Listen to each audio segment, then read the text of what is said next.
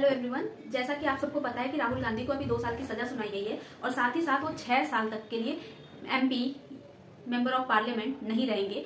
तो ये सारी जो पॉलिटिक्स है वो तो सब चलती रहेगी, लेकिन हमें समझना है बेसिक जो डिस्क्वालिफिकेशन का मैनर है जो हमारे कॉन्स्टिट्यूशन में या अन्य कहीं पे जो प्रोविजन है वो हमें समझने हैं। तो चलिए स्टार्ट करते हैं। पहले हम समझेंगे, देखो पहले आप कहीं डिस्क्वालीफाई होने के लिए पहले आपको क्वालिफिकेशन होना जरूरी है, आप क्वालिफाई होने जरूरी है। तो पहले हम जानेंगे कि क्वालिफिकेशन क्या है अगर आपको राज्यसभा या लोकसभा मतलब कि पार्लियामेंट का मेंबर बनना हो। तो देखो पहले तो आपको सिटीजन ऑफ इंडिया होना चाहिए, मतलब कि आपको इंडिया का सिटीजन होना चाहिए, नागरिक होना चाहिए। मतलब आप हर कोई इलेक्शन लड़ सकता है क्योंकि हम सब नागरिक है, और हम एमपी बन सकते हैं, एमएलए बन सकते हैं क्योंकि हम इंडिया के नागरिक है। ये तो रही एक बात। तो सिर्फ नागरिकता होने से हम एमपी एमएलए नहीं बन जाएंगे, बाकी आगे भी और भी क्वालिफिकेशन दी गई है जो कि हम एक एक करके समझेंगे। तो फर्स्ट है कि हमें सिटीजन मतलब जिस भी व्यक्ति को एमपी बनना होगा उसे इंडिया का सिटीजन होना जरूरी है।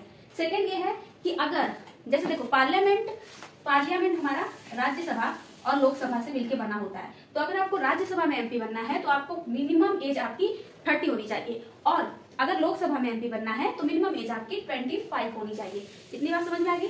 थर्ड क्वालिफिकेशन होगा ओथ या अफर्मेशन।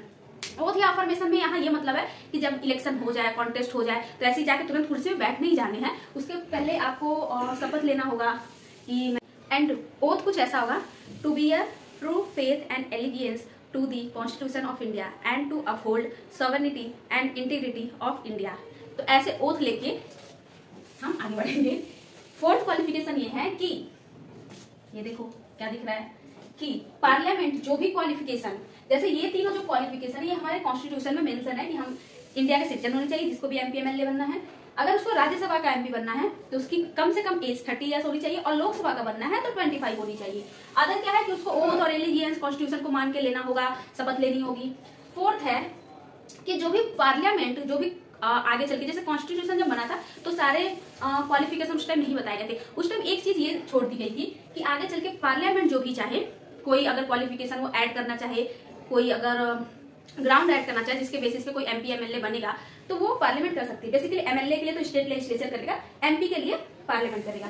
तो पार्लियामेंट अगर कोई क्वालिफिकेशन बनाती है तो उसके तहत उसे क्वालिफाई होना चाहिए जिसे भी एमपी बनना है। तो जो पार्लियामेंट में जो क्वालिफिकेशन तय की है वो है आपके आरओपीए एक्ट 1951 में। आरओपीए मतलब रिप्रेजेंटेशन ऑफ पीपल एक्ट 1951।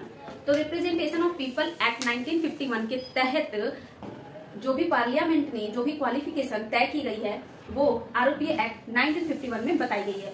तो ये क्वालिफिकेशन तो ऐसे है, जैसे कि एक क्वालिफिकेशन ये है कि अगर आपको किसी सीट से इलेक्शन कॉन्टेस्ट करना है, अगर आपको रिजर्व सीट से करना है, जैसे कि मान लो कि एससी या एसटी वाले सीट से करना है, तो आपको एसटी या एसटी कम्युनिटी के होने चाहिए। ठीक है, ऐसा नहीं कि आप जनरल के हो और एससी एसटी के सीट से लड़ लो, रिजर्व सीट से कॉन्टेस्ट करो इलेक्शन, ऐसा नहीं होगा। हाँ, लेकिन अगर आप एससी या एसटी हो और आप ये चाहते हो कि रिजर्व सीट से तो लड़ेंगे ही, साथ में जनरल वाली सीट से भी लड़े, तो वो भी आप कर सकते हो। मतलब एससी एसटी को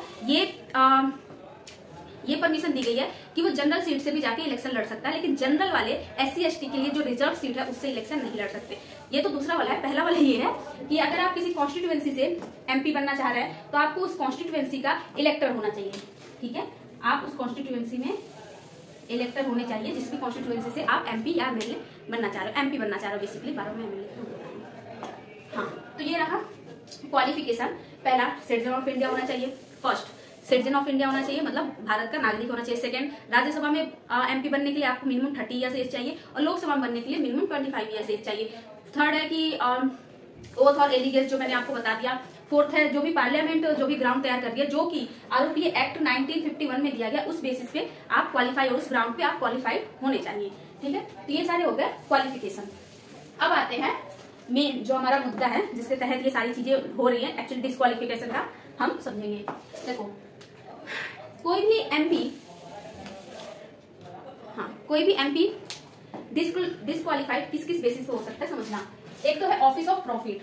अगर देखो, अगर मैं एक किसी पोस्ट को होल्ड कर रही हूँ और साथ ही साथ उसके साथ ही कम समय किसी दूसरे पोस्ट को होल्ड कर रही हूँ जिससे मुझे कुछ सैलरी, कुछ इनकम, कुछ भी जनरेट हो रहा है, ऑफिस ऑफ प्रॉफिट का मतलब ये होता है कि हम एक पोस्ट ए पे हैं और साथ ही साथ हम पोस्ट बी पे भी हैं, हम ए से भी सैलरी या इनकम पा रहे हैं और बी वाले पोस्ट से भी सैलरी या इनकम पा रहे हैं, तो ये दोनों एक साथ नहीं चलेगा, कॉन्फ्लिक्ट हो जाएगा, ये दोनों एक साथ नहीं चलेगा। आपको एक ऑफिस छोड़ना ही होगा, चाहे आप ए छोड़ दो या बी छोड़ दो। अगर आप एक ऑफिस में रहते हुए दूसरे ऑफिस को होल्ड करते, उसको बोलते हैं ऑफिस ऑफ प्रॉफिट। तो आपको ऑफिस ऑफ प्रॉफिट होल्ड नहीं करना, अगर आपने किया तो आप डिस्क्वालीफाइड हो जाओगे।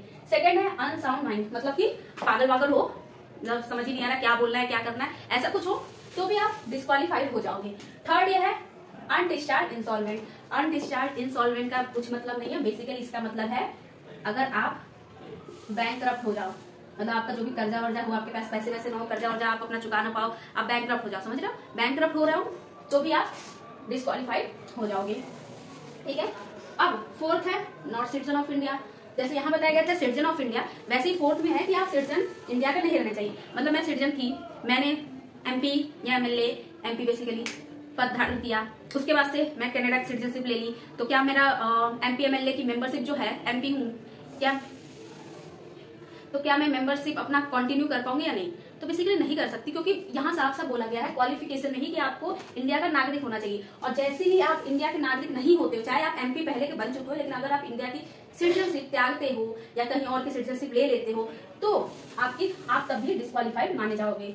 ठीक है, अब देखो फिफ्थ क्या है, any law made by parliament. जैसे यहाँ पे था कि सारे जो ग्राउंड है वो सारे कॉन्स्टिट्यूशन मेंशन नहीं है, कुछ चीजें पार्लियामेंट के लिए भी छोड़ दी गई थी ताकि पार्लियामेंट आगे चल के कुछ ग्राउंड तैयार कर सके। अब पार्लियामेंट जो भी ग्राउंड तैयार करती है वो सारे आ जाते हैं रिप्रेजेंटेशन ऑफ पीपल एक्ट 1951 में। ठीक है, तो पार्लियामेंट अगर कोई लॉ बनाती है जिसके तहत आप डिस्क्वालीफाइड होते हो, मतलब आप डिस्क्वालीफाइड होते हो, आपकी मेंबरशिप जाएगी। और राहुल गांधी इसी वजह से अभी डिस्क्वालीफाइड हुए हैं, ये हम बताएंगे। राहुल गांधी का ऐसा कुछ नहीं था कि वो ऑफिस ऑफ प्रॉफिट के पद पे थे, नहीं, वो अनसाउंड माइंड के, मतलब वो पागल थे, ऐसा भी नहीं था। थर्ड, वो कर्ज वर्ज अपना बैंकरप्ट थे, ऐसा भी कुछ नहीं था। हाँ, सिटीजन ऑफ इंडिया, अभी भी वो सिटीजन ऑफ इंडिया है, इंडिया के नागरिक हैं, कनाडा या अमेरिका ऐसे कोई नागरिक नहीं बने हैं, वो इंडिया के ही नागरिक है। तो ये चारों बेसिस उनके डिस्क्वालिफिकेशन का नहीं था। उनके डिस्क्वालिफिकेशन का बेसिस था रिप्रेजेंटेशन ऑफ पीपल एक्ट 1951।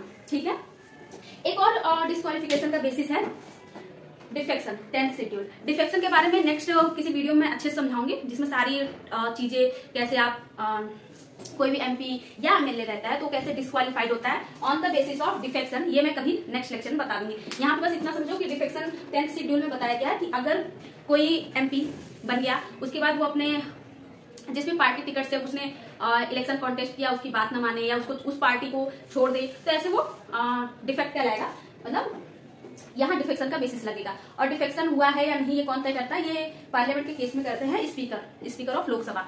तो ये वाला थोड़ा मैं नेक्स्ट किसी वीडियो में समझा दूंगी डिफेक्शन का। एक्चुअली इसके बाद नेक्स्ट एक वीडियो लाऊंगी, उसमें समझा दूंगी। तो ये डिफेक्शन का भी बेसिस राहुल गांधी का जो डिस्क्वालिफिकेशन हुआ, ये डिफेक्शन का भी बेसिस नहीं लगेगा उनपे जो बेसिस लगा है वो है डिस्क्वालीफाइड। अगर कोई मेंबर ऑफ पार्लियामेंट कोई लॉ बना रही है उसके तहत जो डिस्क्वालिफिकेशन हो रही है, जैसे कि Rahul Gandhi representation of people act 1951 के तहत डिस्क्वालीफाइड हुए थे। तो अब हम ये सारी चीजें हटा के सीधे समझेंगे रिप्रेजेंटेशन ऑफ पीपल एक्ट 1951 क्या कहता है डिस्क्वालिफिकेशन के रिगार्डिंग। तो अब हम समझेंगे रिप्रेजेंटेशन ऑफ पीपल एक्ट 1951 यानी कि आरओपीए एक्ट 1951 में डिस्क्वालिफिकेशन को लेके कौन कौन से ग्राउंड मेंशन किए गए, यानी कि किस किस बेसिस पे डिस्क्वालिफिकेशन हो सकता है। ठीक है, तो ऐसे तो बहुत सारे ग्राउंड है, जैसे कि एक है कि करप्ट प्रैक्टिसेस ड्यूरिंग इलेक्शन। शायद आपको ये पूरी अच्छे से विजिबल ना हो, बट मैं बोल रही हूँ तो आप सुन के देख सकते हो, वरना फिर शायद ये उतना विजिबल ना हो, तो थोड़ा सा कोऑपरेट करना। हाँ, तो करप्ट प्रैक्टिसेस ड्यूरिंग इलेक्शन, अगर इलेक्शन के टाइम पे उसने कुछ भी ऐसे धांधली वांधली की है, कुछ करप्ट प्रैक्टिसेस की है, मतलब कुछ घपलेबाजी करके इलेक्शन जीत रहा है, जीता हो, अगर ये बाद में पता चलता है कि उसने घपलेबाजी करके इलेक्शन जीता है तो भी उसकी मेंबरशिप रद्द हो सकती है। ठीक है, तो एक तो ये हो गया। दूसरा हो गया सोशल क्राइम, किसी भी सोशल क्राइम में अगर वो लिप्त है, जैसे कि अनटचेबिलिटी, छुआछूत, ठीक है, डाउरी, ये कह सकते हैं सती, और भी जितने भी सोशल क्राइम्स होते हैं उसको वो बढ़ावा दे रहा हो या उसमें लिप्त हो, तो उसके बेसिस पे भी डिस्क्वालीफाइड किया जा सकता है। थर्ड है, वैसे तो बहुत सारे हैं बट ये कुछ मेन है जो मैंने लिखे हैं, थर्ड और सबसे इंपॉर्टेंट, और इसी के बेसिस पे राहुल गांधी डिस्क्वालीफाइड हुए, उनकी मेंबरशिप गई है। क्या है? इम्प्रिजनमेंट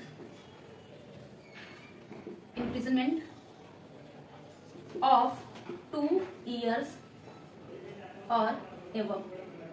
ठीक है, और एबव मतलब 2 या 2 साल से ज्यादा का अगर उनको सजा सुनाई गई है तो भी वो डिस्क्वालीफाइड हो जाएंगे।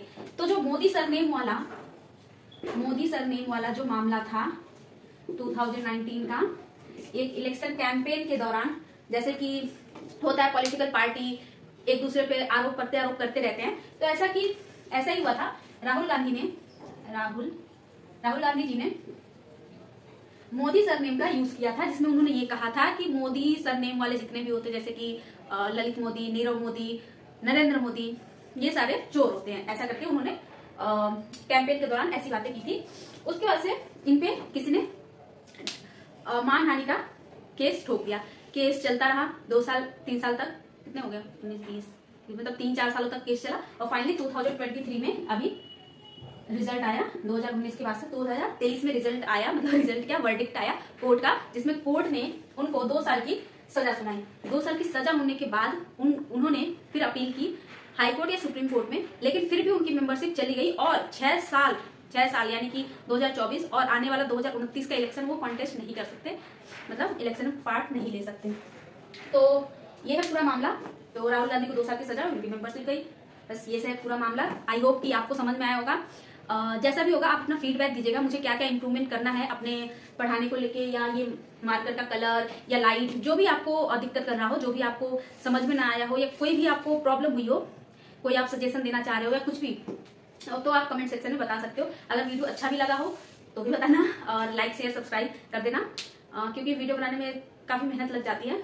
ऐसे दिखने में बहुत सिंपल होता है कि बस उठाया मार्कर, स्टार्ट हो गया व्हाइट बोर्ड पे और वीडियो बन गई, ऐसा नहीं होता, बहुत मेहनत लगती है एक वीडियो बनाने में। तो अपना आप लोग फीडबैक जरूर देना, ठीक है, धन्यवाद। तो अब हम समझेंगे रिप्रेजेंटेशन ऑफ पीपल एक्ट 1951, यानी कि आरओपीए एक्ट 1951 में डिस्क्वालिफिकेशन को लेके कौन कौन से ग्राउंड मेंशन किए गए, यानी कि किस किस बेसिस पे डिस्क्वालिफिकेशन हो सकता है, ठीक है। तो ऐसे तो बहुत सारे ग्राउंड है, जैसे कि एक है कि करप्ट प्रैक्टिसेस ड्यूरिंग इलेक्शन। शायद आपको ये पूरी अच्छे से विजिबल ना हो, बट मैं बोल रही हूँ तो आप सुन के देख सकते हो, वरना फिर शायद ये उतना विजिबल ना हो, तो थोड़ा सा कोऑपरेट करना। हाँ, तो करप्ट प्रैक्टिसेस ड्यूरिंग इलेक्शन, अगर इलेक्शन के टाइम पे उसने कुछ भी ऐसे धांधली वांधली की है, कुछ करप्ट प्रैक्टिसेस की है, मतलब कुछ घपलेबाजी करके इलेक्शन जीत रहा है, जीता हो, अगर ये बाद में पता चलता है कि उसने घपलेबाजी करके इलेक्शन जीता है, तो भी उसकी मेंबरशिप रद्द हो सकती है, ठीक है। तो एक तो ये हो गया। दूसरा हो गया सोशल क्राइम, किसी भी सोशल क्राइम में अगर वो लिप्त है, जैसे कि अनटचेबिलिटी, छुआछूत, ठीक है, डाउरी, ये कह सकते हैं सती, और भी जितने भी सोशल क्राइम्स होते हैं उसको वो बढ़ावा दे रहा हो या उसमें लिप्त हो, तो उसके बेसिस पे भी डिस्क्वालीफाइड किया जा सकता है। थर्ड है, वैसे तो बहुत सारे हैं बट ये कुछ मेन है जो मैंने लिखे हैं। थर्ड और सबसे इंपॉर्टेंट, और इसी के बेसिस पे राहुल गांधी डिस्क्वालीफाइड हुए, उनकी मेंबरशिप गई है, क्या है, इम्प्रिजनमेंट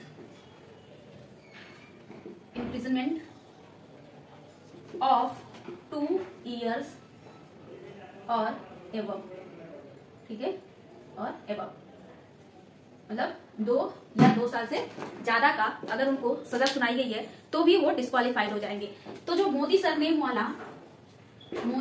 वाला जो मामला था 2019 का, एक इलेक्शन कैंपेन के दौरान, जैसे कि होता है पॉलिटिकल पार्टी एक दूसरे पे आरोप करते रहते हैं, तो ऐसा ही हुआ था। राहुल गांधी जी ने मोदी सरनेम का यूज किया था, जिसमें उन्होंने ये कहा था कि मोदी सरनेम वाले जितने भी होते, जैसे कि ललित मोदी, नीरव मोदी, नरेंद्र मोदी, ये सारे चोर होते हैं। ऐसा करके उन्होंने कैंपेन के दौरान ऐसी बातें की थी। उसके बाद से इन पे किसी ने मानहानि का केस ठोक दिया।